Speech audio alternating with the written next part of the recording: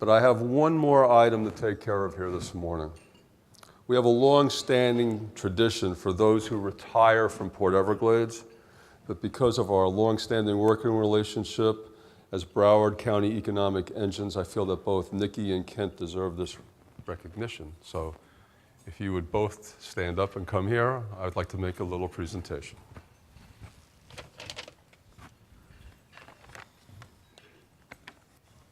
This is for you, Nicki. I'm sure for everybody this value is 0.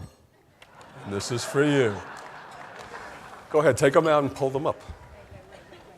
This value is way more than 0. For those of you who can't read it, it says, I survived Port Everglades. Thank you very much. And there's one other thing here. Thank you. Thanks. You did it right. Listen. And here, Nicki. Do it. Oh, thank you, sir. Thank you very much. It's the pin. It's the challenge coin. And you got to. I'm so honored to get that. Yes. Thank you. So I'm going to wear mine to bed. What are you going to do with yours? So now, We'll meet in the hallway or something, and we'll both have these on. so Okay. Nicki, Yes. you're fortunate that they didn't provide me with a bio. So it's now my pleasure to introduce a woman who needs no introduction to you, Nicki Not anymore Grossman. today. Thank you. Thanks so much. Thank you.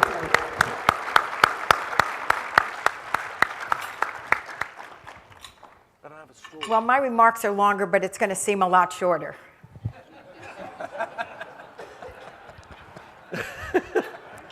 Thank you.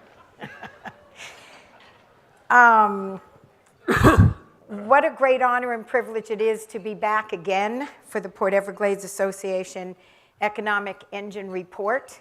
I have kept poor Margaret Kemple awake for the past 2 weeks, and I apologize to her now for all of the ups and downs and ins and outs that we've gone through to get to this moment, to this day. And I want to really tell you all how much this particular event means to me and has over the years, from the cramped and crowded days at the yacht club, which I couldn't have gone to if I hadn't been there for that event, by the way. For those of you who are longtime Lauderdale residents, you'll get it.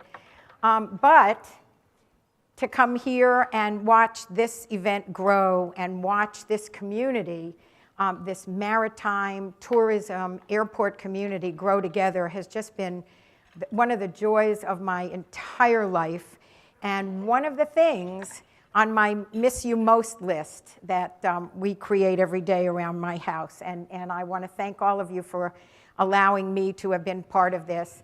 My wall has the most beautiful plaques on it from this event that I couldn't possibly have ever said no anytime I was asked.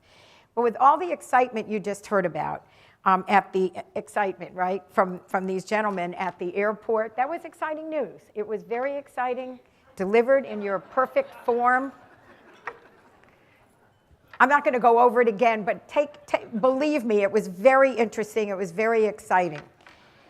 And the same thing about the port. With the exciting news about the growth, particularly the cruise industry, we can't take any credit for the growth in cargo, but Steve certainly knows how to deal with both ends of that business. And the growth in the cruise business has been very exciting for us and something that we really have enjoyed. We started out with a community that honestly felt for a moment that cruise business was competitive with hotel business.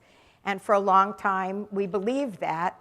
And then came the growth of the business at Port Everglades and the growth of the number of people who became cruisers, that they couldn't all come in the same day as their cruise on one flight, and they couldn't all go out on the same day. So they actually became overnight visitors to this destination. We worked very hard with the port and very hard with the cruise lines to create that pre and post cruise excitement and interest, and it has paid off. We are now at over 35% of non-Tri-County cruise attendees staying 1 to 2 nights in a hotel in our destination. So they no longer are considered competitors. They are now considered kind of magnets to the destination, and that's very exciting for us. I know, am I already on slide 2? Nah, well, slide 1. I'm just going to go and somebody will catch up. I'm not worried about what you see on the screen and what I'm saying. Read it on the screen. It's probably far more accurate. We have had, in the past year, because we're supposed to just talk about this year, but I will tell you that the growth, and you've seen it, has been incremental year over year over year and very exciting for us. We led the state of Florida in hotel occupancy for this past year at 78.8% year-round, up 1.2% from 2014. 2015 made the state of Florida take notice. When you talk about the largest occupancy in the state, and my county administrator and I have discussed occupancy over this past several months, and occupancy is a very good measure of how business is. It's very good in the state of Florida when it's good.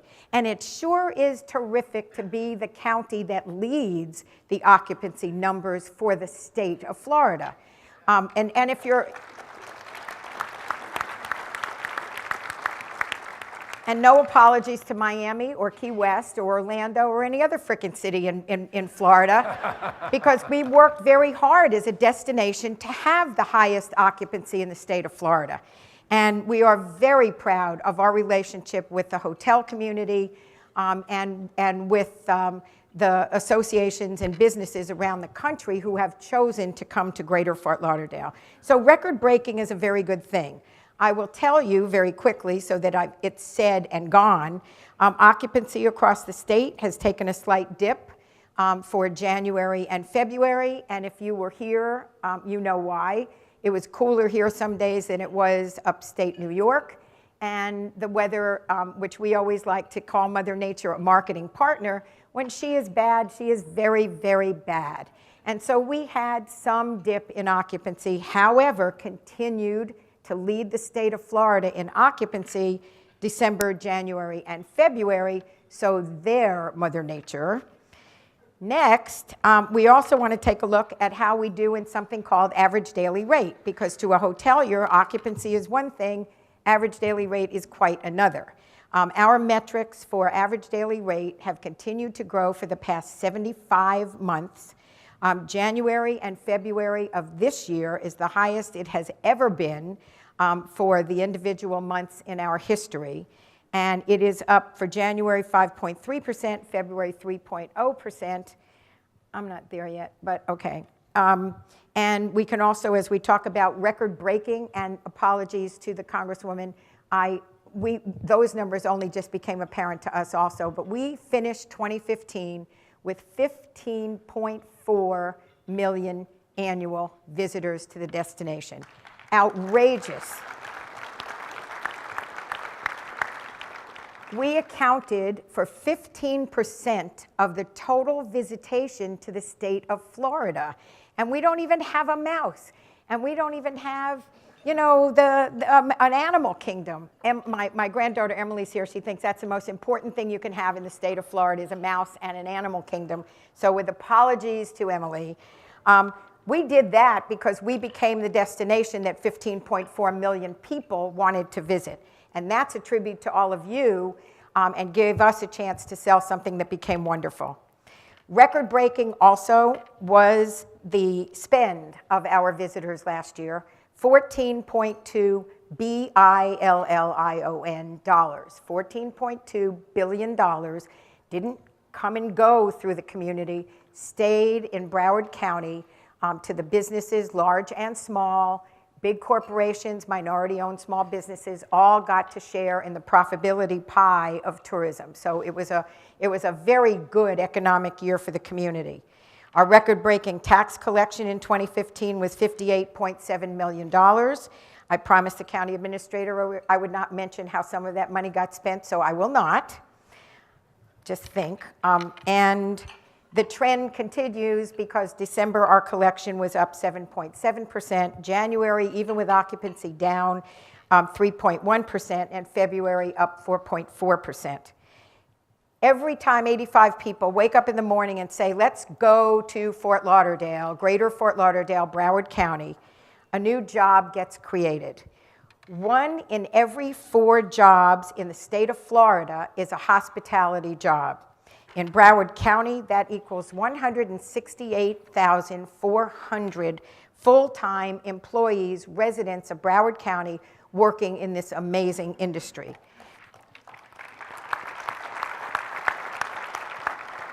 And many of you probably have those jobs, and I'll tell you, we talked about how jobs impact the economy and impact the economic engines. It is absolutely true. There is no other industry, when you put our businesses together, that has as many employees in Broward County as we do. And that's a very good thing for a community, a county, and its economic benefit. Does this? No, I didn't think so. I have a microphone on me, and I was going to say, why am I talking in a microphone? Well, I did say it, so now I'm done. Okay. 2016 also made is going to give us an opportunity to create some other changes and, in fact, some other concentration of our efforts. It's the year we're going to shift our focus a little bit because we've got 3,000 new hotel rooms, and that number itself is also going to impact occupancy in the hotels. But 2016 is a year that we're going to concentrate on an average daily rate, because the destination is beginning to become home to the affluent potential traveler and visitor. We have seen the increase in the number of people who annually make more than $125,000 a year coming to our destination. And that's one way to begin to measure the success not only of the destination, but of the private investment and the important investment that the businesses, the hospitality industry businesses have made in our community. It is an unprecedented number of dollars that have been invested by those industries in Broward County. I'm talking about $1 billion worth of investments, new developments, including $500 million Auberge Beach Residence and Spa, which will open in 2017. $200 million to be constructing this community's very own Four Seasons Hotel. Now, I will tell you that when Romola Motwani's husband and I sat in 1985 worrying about college kids and what are we going to do with college kids and how do we get out of this, there was a plan developed by the industry and by the county. I sat there. I was on the Tourist Development Council for 10 years while I was on the county commission and had the opportunity to work with the industry. They waved this white flag. They said, get us out, get us out. And we talked about what the potential could be for greater Fort Lauderdale if, number one, we became something more than a beachfront destination, which we certainly did. There are 1,200 square miles of this county that participate in becoming the tourism product. And if we found an alternative market. And then everybody went and held our breath for about 3 years. And when the 3 years was over, we looked at this new market. And I will give you a snapshot of that and tell you that in 1985, we had 385,000 college kids in this destination. There was no MTV yet, so God knows what would have happened if we hadn't made that decision at that time. But there were 385,000 college kids here having their sophomoric fun, diving, which is has a different meaning to us now. We talk about diving, it's about the reefs offshore. In those days, it was from the balcony to the pool most of the time. And they spent, in the 9 weeks called spring break, $110 million. And in 1985, that was a decent spend because it was the only business this destination had. We closed after Easter and opened again close to Christmas, and so we had summer to ourselves here. But we took a look last year at the same 9-week period. We had 1.1 million visitors in the destination. They spent $1.3 billion. So the decision to do this kind of was really the right decision at the right time. But in those days, we sat and we thought about how great it would be if we had different kinds of people, a diversity of our population and a diversity of our visitor base. We never said, oh, by the way, what if we have a Ritz-Carlton and a Four Seasons on Fort Lauderdale Beach? We never said that because we did not have the confidence at that time in the destination that the entire destination has in greater Fort Lauderdale and Broward County today. It's like, you know, my favorite philosophers always look on the bright side of life. says Monty Python, and I got to tell you that that's what this destination is doing. It's looking on the bright side of life. It is looking at what's ahead for us. We love to look back. We love to celebrate history. We loved having our 100th anniversary. But boy, this is a destination that insists on looking forward. And here's what happens when you look forward. You look at even the South Beach Wine and Food Festival could not ignore Broward County this past year. 7 events. They moved from Miami Beach, from South Beach. Of course, they probably would love to move more, but at the time, they moved 7 events. We worked very closely with the organizers of that Wine and Food Festival, and they moved the 7 events, sold them all out within 2 hours, which gave you some sense that that was the right thing to do. They are prepared to work with us again next year for the South Beach Wine and Food Festival. We're trying to think of a different name for it, of course, but we'll see how we do. Well, we'll see how someone does. Last year, we also saw a new amazing array of new business group business for Broward County. We saw for the first time in the state of Florida, the National Urban League came with over 9,000 attendees. We saw something called TBEX, International Travel Bloggers, because that's the future of the business is in the electronic communications. Southern Comfort Transgender Conference, meaning that we took the T as well as the LGB in that particular business segment. Steve mentioned the Sea Trade Cruise Global spent a great deal of money in this destination, and I have to say that the convention center and the port outdid themselves on hosting an event that had been in Miami Beach for 20 years and now came here to sign for 3 years, and we're getting indications that their experience was good enough that they will sign for more years than that. We had the Florida Airports Council here, and they continue to return to us for annual business. But the momentum, it's not all about what we did, it's about what's coming. And there is a very strong indication that our group business in this coming year in 2016 and beyond, because we sold over 1 million room nights for group business beyond 2017. And it includes the National Genealogical Society's 2016 Annual Family History Conference in May, Vacation.com International Conference and Trade Show in May, U.S. Conference on AIDS in September, IBTM Americas will be here in 2017, and the National Speech and Debate Conference. I don't know if any of you ever took debate in high school, but you know how everybody wanted to go to the national conference? Well, the national conference is coming here in 2018, and we're very excited by that. And it's combined with the multi-billion-dollar expansions in Fort Lauderdale, Hollywood International Airport at Dania Beach, and the Port Everglades expansion, and the increased accessibility by this, the Brightline high-speed rail project coming online in 2017. Our visitors anticipate that kind of transitability, and they're a little bit disappointed when they get here and find out they don't have it. And as well as the awaited, and here today, relocation of the checkpoint at the convention center. If you came in today, you noticed, aha, you see, Cernak, that was a big deal. That was a big deal.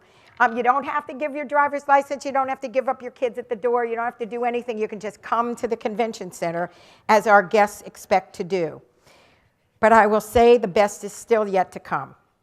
This building is scheduled for, under review right now, proposals by the Board of Broward County Commissioners, a 300,000 square foot expansion and a $600 million flagship convention center headquarters hotel.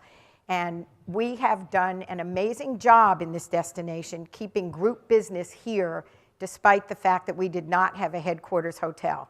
My foot is out the door, but I will tell you that that project continues to be the most important addition to the destination that we could possibly make if we want to see the business grow. Over 1 million room nights available to us once that hotel gets open. And I need to give a nod, I know they're here somewhere, Alan Cohen, Carlos Puentes, Mark Gatley, and the SMG staff for all the help that they've been giving information to the Board of County Commissioners. And there is a cheerleader for that project, and she is here, and it is our county administrator, Bertha Henry, who really, really gets it. So God bless you, Bertha. You cannot retire. And we're getting some national attention for some of this work that we've been doing. The premier Taste of Fort Lauderdale at South Beach is just one of those. The Roots Award we got for excellence in destination marketing. That's a large airline organization. What they say, everyone listens to, and the fact that we got that award was really tremendous for us. The ESTO Destiny Award for branding and integrated marketing, the LGBT Destination of the Year, Addy Awards and PR Week Awards just last week. We're going to kick off Rockfest 80s in Markham Park next week, Pearl Jam at the BB&T Center, followed by our Tortuga Music Festival on the beach. And every place you go in Broward, you're going to hear music, and you're going to love it. It's going to be like you were in the, you're too young, 70s, let's say, okay? Maybe 80s, me in the 60s, but 70s and 80s, and how cool that was. Everywhere you went, there was music. This is going to be music right here in our community. We've spent the winter warming up the UK and the Northeast and the Midwest so they wouldn't be affected by something called SAD. It's very sad, seasonal affect disorder, where you don't get enough light. And so we gave them the perfect alternative to being sad is just get on a plane and get to Fort Lauderdale and Broward County, and sold a lot of tickets that day. And the weather in the UK was very helpful to us in our efforts. The Air Show, comes back next month. And I know that that's really good news to everybody in our community and to people in this room. It's very exciting for us to have that show back in town. Dev, if you get any questions about the Air Show, you'll be happy to answer them, correct? He's ready right over there. We're also, the American Tennis Association will be here this summer to celebrate its 100th anniversary. And we'll have the millions of domestic and international visitors that make us the destination of choice. The incredible operations of the airport, the seaport, Port Everglades, and with the partnership of the CVB and the Convention Center, we will continue to forge ahead with all of our partners, from Brand USA to Visit Florida, to our hoteliers, our restaurateurs throughout the country, and with all of you. We are going to build our Hello Sunny brand further, the Hello Sunny attitude that already exists in the destination and will continue to grow, and our Broward County pride, our best, nothing less. The CVB and the Convention Center are on a roll. Broward County is on a roll, and I will tell you, it has been quite a ride for me. It's been 21 years. I have an opportunity today to look forward to another phase of my life. My voice cracks, don't pay any attention to it. It doesn't mean I'm sad about the decision. It means I'm enthusiastic about the decision, just sad to leave some of the things that I have had a great opportunity to touch and mold and feel good about. I thank you to the county administrator, present and past. I thank you to the Board of County Commissioners, present and past. Thank you to the most amazing industry in the history of the world, a tourism industry that wakes up every day and doesn't know what the value of the dollar is going to be, if there's going to be a hurricane, if there's going to be 30, 40-mile-an-hour winds, if there's going to be crime in the streets. You just don't know, but you open the door anyway, and you do business, and you sell your community because you sell the hospitality that has become the trademark of Broward County. This is known as one of the most hospitable, is that the right word? Hospitable. Okay, good. Phew. It sounded wrong. It sounded like we're sick. The most hospitable destination in the country, and we're really out there around the world where people, they aspire to be here because of what we do for them and how we do it. To the members of the Tourist Development Council and the Marketing Advisory Committee, past and present, my great thanks to you for giving me the benefit of everything that you know. I don't know that you told me everything that you know, but the stuff that you wanted me to know, so that my formative years before I actually came to this job made me feel completely ready to work with an industry, hand in hand with an industry that I have so much respect for and so much love for. I could never in a million years, and Margaret's looking at me because it's now, I'm 4 minutes past, but I could never in a million years thank any of you with any greater feeling than I do right now. My colleagues at the county, the county employees who work for all of you every day, they are amazing people. They are people who are dedicated to this community, they're dedicated to their jobs, and they live to serve in the best way that they know how. My family, my husband, who with me will be celebrating 50 years married next year, please God.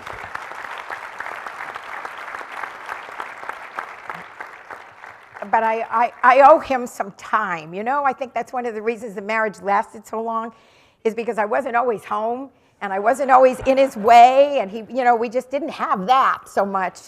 Time just didn't allow us to.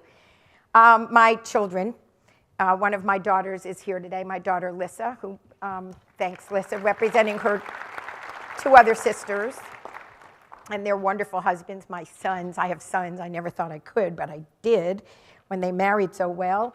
And what we call the grade 8 at home, my 8 grandchildren, one of whom is also here. Emily, you have to stand up.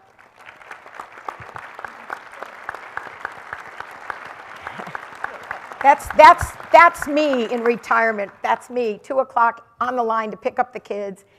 Baseball, soccer, fencing, you name it, I'm gonna be there. We're gonna be part of it. Mel and I are committed to giving the family what we've given to the community, and I hope they appreciate it. Emily, as loud as you can, what's the magic number? 61 more days. I love each and every one of you. I love this opportunity that I've had. I can never, ever thank you enough for the benefits and the joy that you've given me over 21 years. Thank you. Thank you.